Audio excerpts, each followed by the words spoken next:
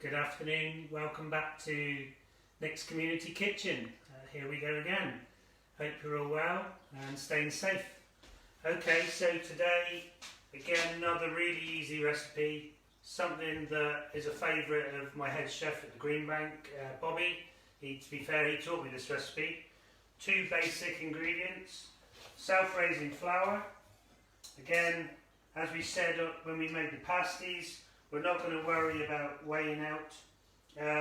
3 big spoonfuls of self-raising flour and natural yogurt. Everything that's straight from the store, leftover bits and pieces as we promised.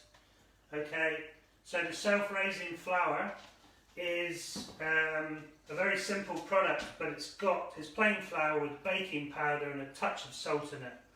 Okay, so the baking powder will give us a rise, we don't need any yeast. If you haven't got self-raising flour, plain flour, pinch of baking powder, if you've got dried yeast, all of those things would work. As always, in the house, washed my hands, everything's clean using spoons, but you need to get your fingers in. So base recipe, I'm going to be a little bit chefy because it's in my nature. The little flavours that my family like, I'm going to put in a little bit of curry spice and a little bit of coriander. You don't need it, you can put any of your favourite flavours in. So, okay, just with your fingers, we're just making a very simple dough. We're using the yoghurt as the moisture. You could use, if you haven't got yoghurt, you can use milk.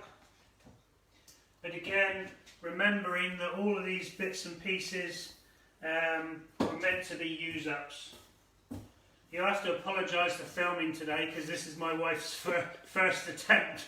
So we're winging it on all levels, but it's a bit of fun. So here we go. So we're making the dough. And you'll feel it with your, exactly the same as the pasty pastry. You'll feel it come together.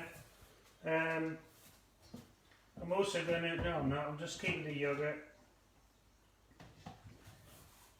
Just with your fingers create that dough. Once it comes together in the bowl, just mop up the excess flour and knead it like you would bread. Remembering that this doesn't have yeast in it, so it doesn't need to prove. It can literally go from the bowl to the pan. So another recipe that you could do with your children. You don't need lots of time wasted. Your children aren't going to get bored waiting for the proving process, so this is very instant. So there you go, you see it. There's the recipe. There's the dough. That flatbread is ready. Right, again, exactly the same as the pasties principle. Break off little sort of golf ball sized balls, loosely make them into little portions, and think about the size of the pan you're using and how many you want. So we're doing this literally for our lunch today, so we'll probably do, our little one will probably have 1 each, so we'll have 6 balls. So if you've got a nice non-stick pan,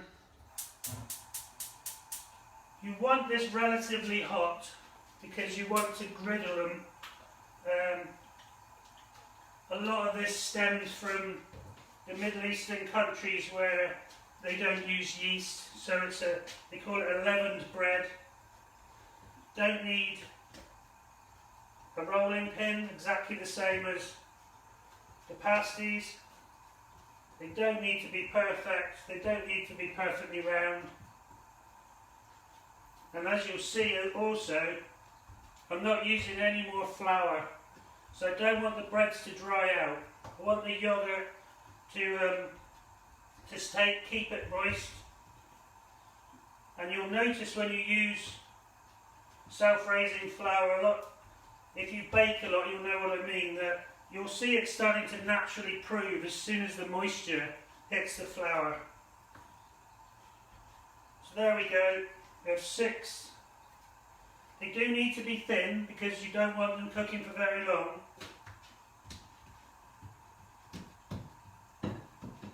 Okay, so you see the pan starting to smoke. Right, turn it down at that point and carefully pop in your flatbreads. Try and fill your pan.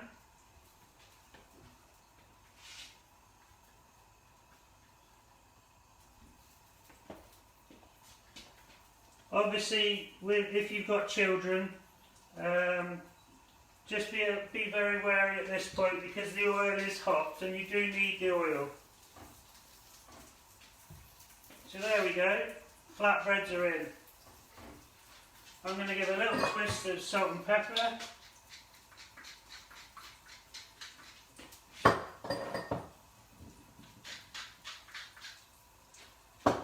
With the children, you don't need salt, but a little bit of everything is fine. So while those are just cooking away in the pan, classic larder lunch. Tin of tuna. I've got the end of a cucumber. Depending on how your children like your veggies, some use stick, some just like cucumber sticks, so I'm going to just do cucumber sticks.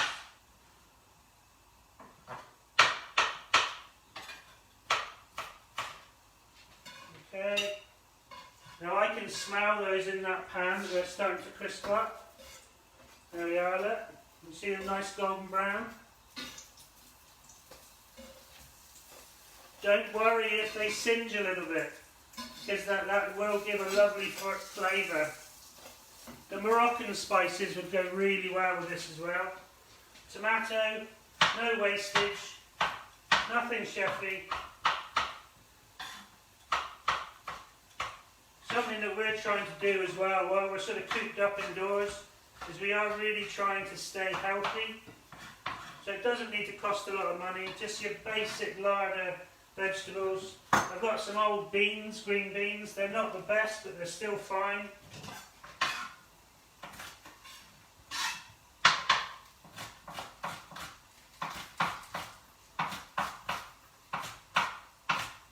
Those of you that like doing home cooking, you'll sort of know where I'm going with this recipe. It's almost a bit like a niçoise, which is a classic French fish salad. Something that, again, really healthy. I've washed this, I've pre-washed it, just some spinach.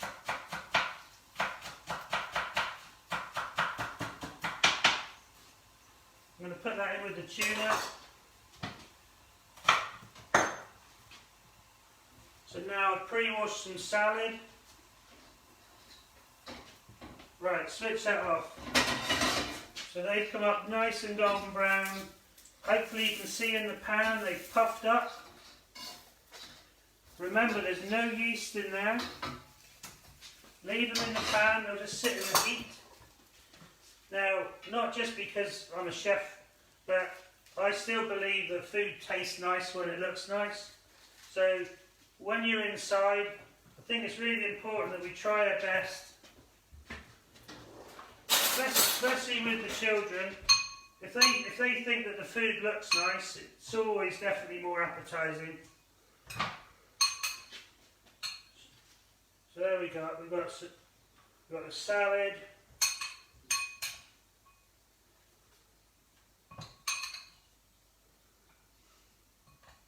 All right. We've got our veggies.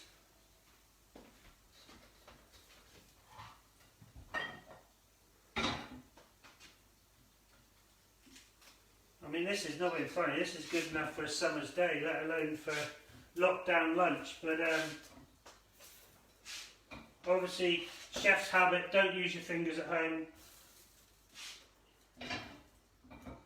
But look, really quick and easy, no expense, all out of the cupboard.